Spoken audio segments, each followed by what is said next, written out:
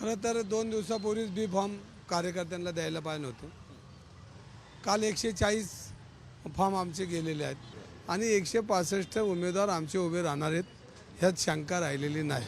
मला नाही वाटत की आता कार्यकर्ते माघार घेतील, कारण एकदा बी फॉर्म दिल्यावर कार्यकर्ता कधी माघारी बी फॉर्म देत नाही. माझ्या 40 वर्षाचा अनुभव सांगतो. आणि बॉम्ब फुटलेला आहे, बॉम्ब पडलेला आहे आणि आता बॉम्ब पडलेला आहे, तो का आता जुळून येणार नाही.